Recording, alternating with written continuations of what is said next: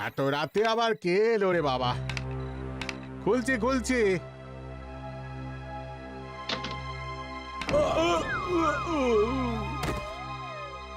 জাহাপানা, গত রাতে আমার সর্বস্ব লুট হয়ে গেছে।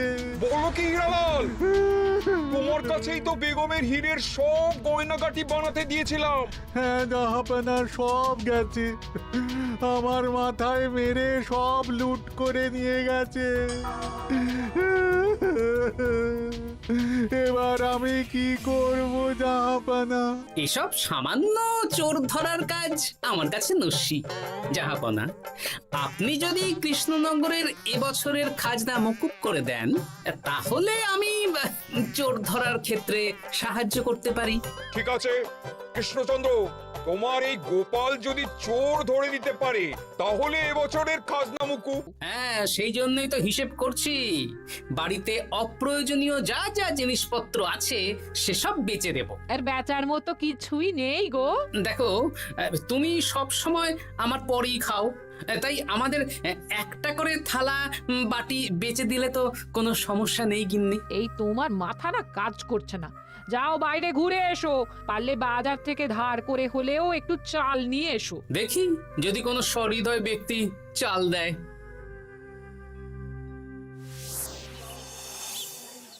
না গোপাল দাদা, বাজারের অবস্থা খুব খারাপ, আর আমি ধারে বিক্রি করছি না। আহা, আরে আমি কোনোদিন তোমার একানাও বাকি রেখেছি বলো? আমি বুঝতে পারছি গোপাল দাদা, কিন্তু আমিও নিরুপায়। গত মাসের বেতন এখনো পাইনি। মহারাজ অনির্দিষ্ট কালের জন্য রাজসভা বন্ধ রেখেছেন।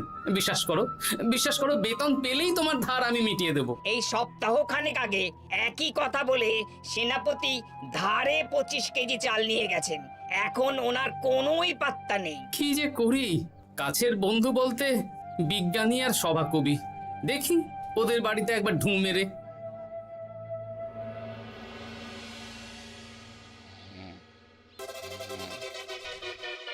কৃষ্ণনগর কৃষ্ণনগর কৃষ্ণনগর শূন্য। হ্যাঁ, এবারে একটা মোহরও নেই। জাহাপানা, সর্বনাশ হয়ে গেছে। কি হলো, পালে বাঘ পড়েছে নাকি? এই ঘুমের 12টা বাজিয়ে দিলে। জাহাপানা, এবারে কৃষ্ণনগর থেকে একটা মোহরও খাজনা আসেনি। হ্যাঁ বলো কি? 1 মাস আগে বাৎসরিক খাজনা দেওয়ার শেষ দিন ছিল, কিন্তু এখনো একটা মোহরও খাজনা আসেনি। না জাহাপানা। পড়েছে এই বেগমের জন্য হীরের হার, হীরের কানের দুল, হীরের নাকছাবি বানাতে দিয়েছি। উজির, যা হোক করে কৃষ্ণনগর থেকে আমার খাজনা চাই চাই। তাহলে তো কৃষ্ণচন্দ্রকেই তলব করতে হবে। যা করার করো। বাবা, এই সময় তোমার শখ হয়েছে ময়না পোষা? আরে না না, আমি পুষিনি। একটা পশ্চিমের গ্রামে কদিন আগে ঘুরতে গিয়েছিলাম। আচ্ছা, ওখান থেকে নিয়ে এসেছো? না, তাও আনিনি, ছোলা খেতে দিয়েছিলাম। দেখি তারপর আমার পিছনে পিছনে উড়ে উড়ে চলে এসেছে। বাহ বাহ বাহ, এ তো ভালো কথা। বিয়ে তো করলে না, তাও একটা সঙ্গী জুটেছে। এ যে সে পাখি নয় গোপাল, এ ময়না কথা বলে, দেখবে।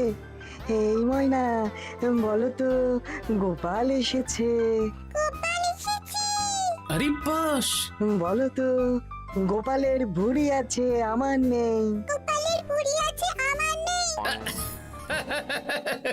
বেশ বেশ বেশ। এ ভোরবেলা আমার কাছে আসে, সারাদিন আমার কাছে থাকে, আবার সন্ধে হলেই নিজের বাসায় নিজে নিজেই ফিরে যায়। বুদ্ধিমান পাখি। ওই গ্রামে শাখে শাখে ঝাঁকে ঝাঁকে ময়না। বেশ, বুঝলাম। তা বিজ্ঞানী, তোমার কাছে আমি আসলে একটা দরকারে এসেছি। বলো কি দরকার? আসলে ওই টানাটানির সংসার চলছে, বুঝলে। বাড়িতে চাল বাড়ন্ত, কদিন পরে হাঁড়ি চড়বে না। তুমি কিছু পয়সা ধার দিতে পারবে? আরে এমন করে বলছো কেন? আমার তো সংসার নেই, এত খরচও নেই। তুমি বাড়ি যাও, আমি 2 বস্তা চাল পাঠিয়ে দেব। ধন্যবাদ বিজ্ঞানী, তোমার মতো বন্ধু পাওয়া মুশকিল। বন্ধুত্বে এইসব ধন্যবাদ দেওয়ার দরকার নেই, একে অপরের পাশে থাকলেই হলো।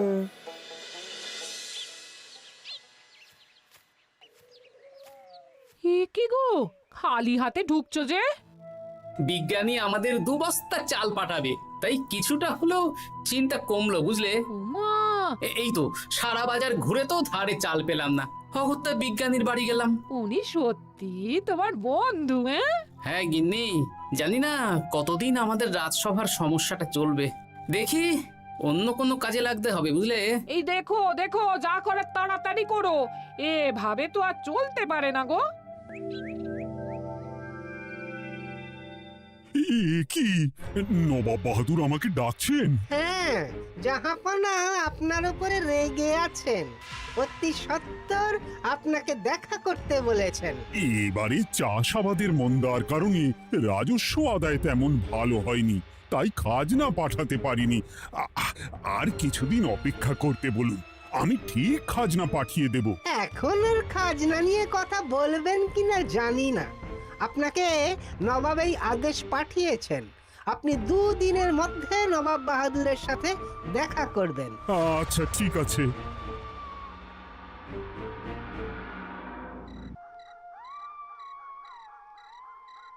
মহারাজ, এই বিপদের সময়ে আপনাকে একমাত্র একজনই সাহায্য করতে পারে, আর সে হলো গোপাল। আমি কোন মুখে গোপালকে ডাকবো বলো তো রানী? দীর্ঘদিন ওদের বেতন দিতে পারছি না। গোপাল এরকম স্বার্থপর মানুষই নয় যে নিজের কাজের সময় কাজী আর কাজ ফুরলে বাজি হয়ে যাবে। আপনি একবার বলেই দেখুন না। বেশ, তাহলে আগামীকাল সকালেই গোপালকে ডেকে পাঠাচ্ছি।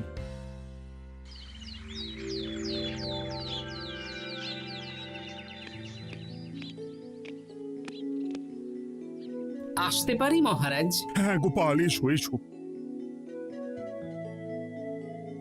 মহারাজ আমাকে হঠাৎ ডেকে পাঠালেন যে? শোনো, নবাব বাহাদুর বলেছেন ওখানে যেতে হবে, কারণ এবারে কৃষ্ণনগর থেকে কোনো খাজনা পৌঁছয়নি। মহারাজ, আপনি গেলেও বিপদ, না গেলেও বিপদ। হ্যাঁ, সেটাই তো আমাকে সবচেয়ে বেশি ভাবাচ্ছে, কিন্তু না গেলেই যে নয়। তাহলে এক কাজ করি মহারাজ, আমিও বরং আপনার সাথে যাই, যা বিপদ আসবে একসাথে লড়বো। ও গোপাল, তুমি যেন আমার বুক থেকে পাথর নামিয়ে দিলে। তোমাকে যে কি বলে ধন্যবাদ জানাবো। তাহলে কখন বেরোবেন বলুন? আজকে সন্ধ্যের দিকে বেরিয়ে পড়বো, তাহলে কাল সকাল সকাল মুর্শিদাবাদ পৌঁছে যাব। কতদিন থাকতে হবে তো কিছুই জানি না, তাহলে ওই 3-4টে জামা কাপড় ধুতি নিয়ে নেব, কি বলেন? হ্যাঁ হ্যাঁ, তাই নিও। তাহলে সন্ধ্যাবেলা রাজবাড়িতে এসো, একসাথেই বেরিয়ে পড়বো। আচ্ছা মহারাজ। বলি, তোমার কি মুর্শিদাবাদে না গেলেই নয় গো? আমাকে তো যেতেই হবে গিন্নি। জানি নবাব বাহাদুর কিভাবে ছক করে কল করে, তুমি সাবধানে থেকো গো। দেখো, আমি যখন যাচ্ছি তখন নবাব বাহাদুরকে এবার সাবধানে থাকতে হবে। হ্যাঁ, ঠিক আছে ঠিক আছে, মাথা ঠান্ডা রাখবে, বেশি ওস্তাদি করতে যাবে না। এমনিতেই আমাদের অবস্থা এখন ভালো নয়। আরে তুমি অতিরিক্ত চিন্তা করো না তো গিন্নি। জাহাপনা, কন্যাগুলো কবে আসবে? এখনো 2-3 দিন সময় লাগবে বেগম। এত সময় লাগছে কেন জাহাপনা? দেশের কোণে কোণে খুঁজে সেরা সেরা হিরে দিয়ে বানানো হচ্ছে যে, সময় তো লাগবেই বেগম। তাহলে তো অনেক খরচ হচ্ছে। তাও হচ্ছে বটে, কিন্তু তোমার জন্য আমি সব করতে পারি। আমাদের মুর্শিদাবাদের হীরালালের হাতের কাজ দেশের সেরা। আপনি সত্যি আমাকে ভালোবাসেন, আমার জন্য এত খরচ করে গয়না বানিয়ে দিচ্ছেন। তুমি খরচ নিয়ে এত চিন্তা করো না। কৃষ্ণনগর থেকে এই বছর ভালো খাজনা প্রাপ্য ছিল, কিন্তু এখনো একটা কানাকড়িও আসেনি। তাহলে আপনার গয়না বানাতে যা খরচ হবে সব আপনার সিন্দুক থেকে দিয়ে দেবেন। না না না, কৃষ্ণনগর থেকেই আদায় করব, ওকে তলব করেছি। আচ্ছা, সহিস, গাড়ি ছাড়ো। যথাজ্ঞা মহারাজ। এই,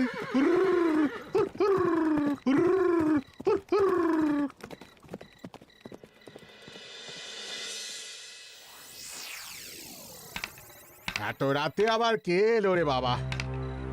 খুলছে খুলছে।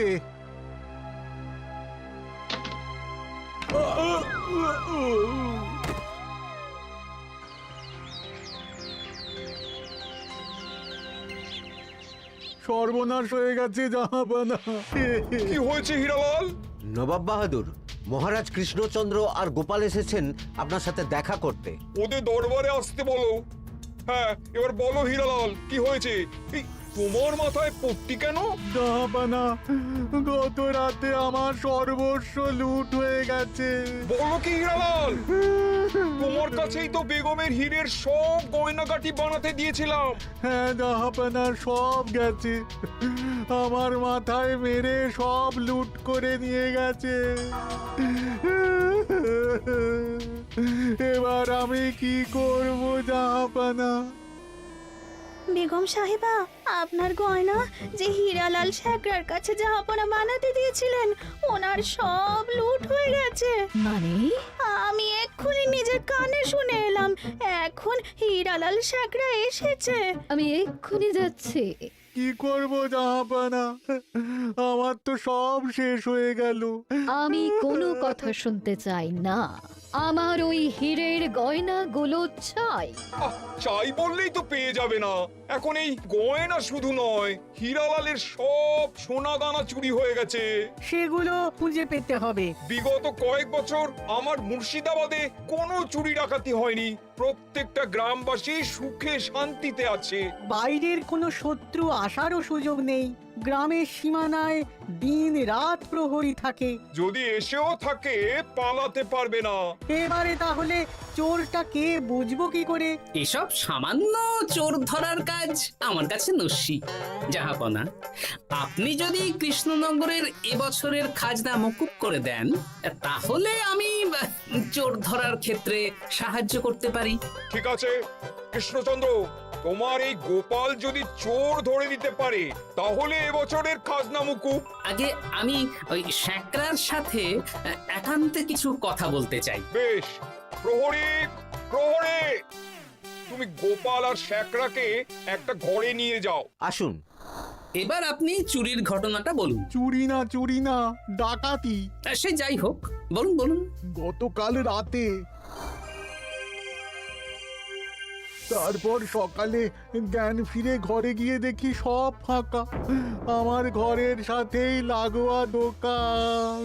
আচ্ছা, দেখুন, আমি আপনার কথা শুনে আর একটু আগের যা আলোচনা শুনলাম, তার থেকে মনে হচ্ছে এই চোর স্থানীয় চোর। কি করে বুঝলেন? কারণ বাইরের চোর হলে তো এত নিখুঁত কাজ করা সম্ভব নয়। চোর নিশ্চয়ই আপনাকে ব্যক্তিগতভাবে চেনে। হ্যাঁ, এবার মশাই আপনি বলুন তো, আপনার কোনো শত্রু আছে? না, শত্রু নেই তেমন। আমার সাথে কারো সম্পর্ক খারাপ নেই। আর আমাদের পাড়ায় সবাই ব্যবসায়ী, সবাই সম্ভ্রান্ত লোকজন। বেশ, তাহলে সব ব্যবসায়ীদেরকেই ডাকতে হবে। আমি নবাব বাহাদুরকে বলে দিচ্ছি, আপনি এখন আসুন। নবাব বাহাদুর, আপনি ওই গ্রামের সকল ব্যবসায়ীদের আপনার মহলে ডাকার ব্যবস্থা করুন। সবাই কিন্তু বেশ সম্ভ্রান্ত ব্যবসায়ী। সে হোক না, ওই গ্রামে তো সবাই ব্যবসায়ী, আর বাইরের কোনো লোক গ্রামে ঢোকেনি বা বাইরেও যায়নি। তাই যদি কেউ চোর থেকে থাকে, তাহলে ওই ব্যবসায়ীদের মধ্যেই আছে। বেশ, আমি সবাইকে আমার মহলে নিয়ে আসার ব্যবস্থা করছি। আর একটা ফাঁকা বড় ঘর চাই, যেখানে চোর ধরার পরীক্ষা হবে। আর সেই ঘরে আমাদের কৃষ্ণনগরের ঘোড়া চোর ধরবে। হ্যাঁ, ঘোড়া চোর ধরবে? হ্যাঁ, যে ঘোড়ার গাড়িতে আমরা এসেছি সেই ঘোড়া। যদি চোর না ধরতে পারো, তাহলে পুরো খাজনা তো গায়ের জোরে নেব, সাথে সাথে কৃষ্ণনগরটাও কেড়ে নেব। আমার উপর একটু ভরসা রাখুন নবাব বাহাদুর, আর যা বললাম করুন। বেশ, শুনুন, এই ঘরে আমার এক প্রিয় ঘোড়া আছে, আর সামনে একটা বালতিতে ছোলা সেদ্ধ রাখা আছে। আপনারা সকল ব্যবসায়ীগণ একে একে যাবেন, দরজা ভিতর থেকে বন্ধ করবেন, আর ঘোড়াকে এক মুঠো করে ছোলা খাইয়ে ফিরে আসবেন। তারপর কি বাড়ি চলে যাব? না, সবার ছোলা খাওয়ানো হয়ে গেলে আমি ঘোড়ার কাছে যাব, আর ঘোড়া কানে কানে আমাকে বলে দেবে কে চোর। তাহলে আর দেরি কেন? সবাই একে একে যাও।